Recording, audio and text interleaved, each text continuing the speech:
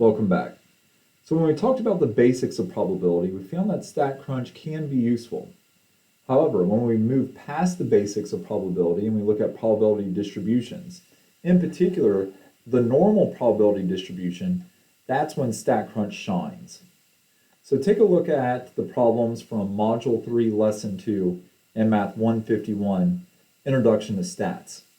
In this case, they give us individual values from a z-score. So our individual values from a z-score means that they have been standardized. Now, what does that mean if you have a standardized normal curve, or as they call a standard normal curve? You can see it there, standard normal curve.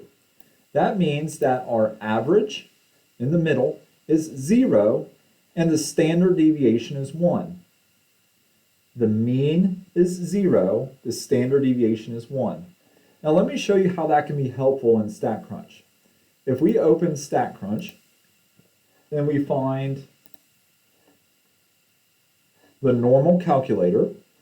That is under Stat, Calculators, and then go down to Normal Calculator.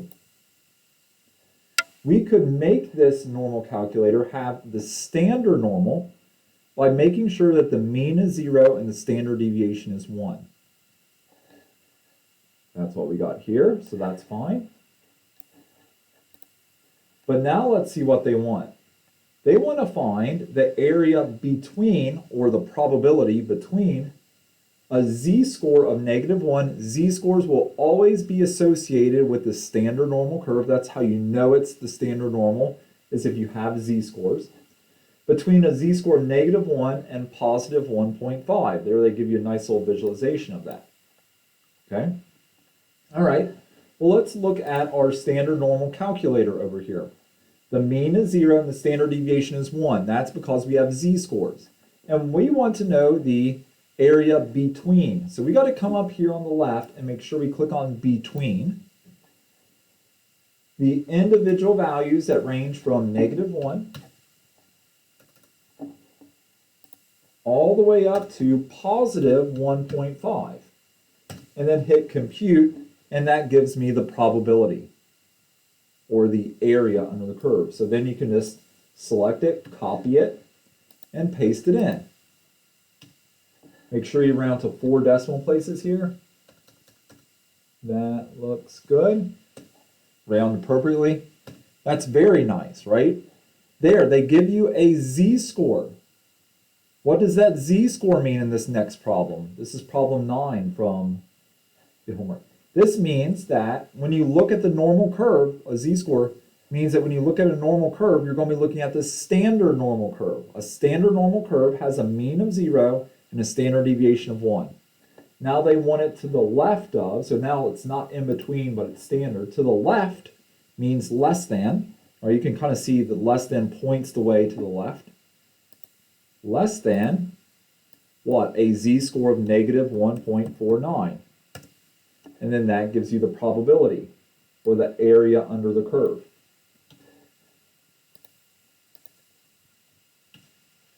All right, there it is. Make sure you round to 4 decimal places appropriately. That looks good.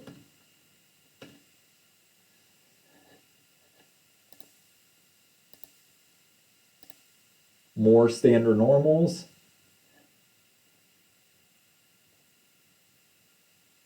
Okay, well, how about this one? Let's read this one. This says, you're performing a study about weekly per capita milk consumption.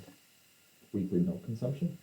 A previous study found that weekly per capita milk consumption to be a normal distribution with a mean of 46.2 and a standard deviation of 11.2.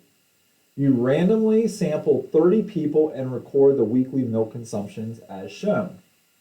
And then they want us to match that up with a histogram. Well, we know how to do that. We can get that to a histogram. That's fine. Well, I'm guessing since it's normal, well, I don't know. Let me open up the sample in the StatCrunch and get a histogram.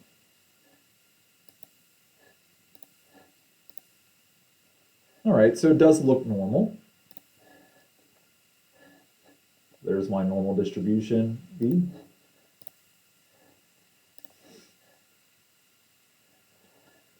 Do they appear to be a normal distribution? Yes, it is symmetric and bell-shaped. Yes, it's symmetric and bell-shaped. Find the sample mean. Well, how do you find the sample mean? You could go back to StatCrunch and load the data in from the histogram. The histogram actually can give you the mean from this marker here, so that's true. I don't think it's going to tell me the standard deviation, but I do want to show you, it can tell you that mean if you put it over. The mean is 44.23 repeating. 44.23 repeating. That only one decimal place there, but they're talking about the sample mean. And now the sample standard deviation, that's going to have to be under summary stats. Summary stats will get you the sample standard deviation. There it is. Remember, that's not the population standard deviation, that's the sample standard deviation. That was under summary stats. If you need to, go back and rewind the video, see where I got that, but I was under summary stats. I went to stat and then summary stats. One decimal place, we'll round that up to 10.0.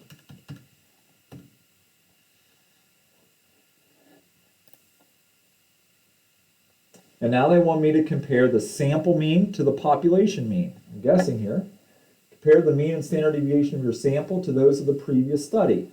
What was the previous study? The mean was 46.2. My mean was 44.2. The sample mean is less than the previous mean. So on average, the consumption from the sample is less than the previous study. The sample standard deviation, well, let's look at that. My sample standard deviation is 10. The last study, the standard deviation was 11. So that is less than. By how much? Looks like it's less than the last one by 1.2 ounces.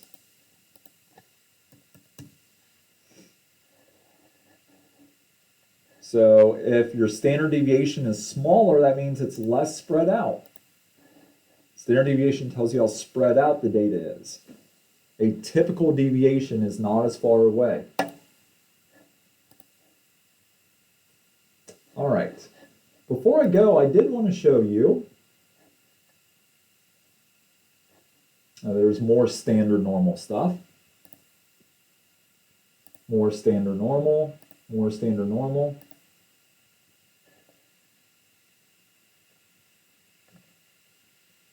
All right, well, we must get to stuff that's not on the standard normal curve next time.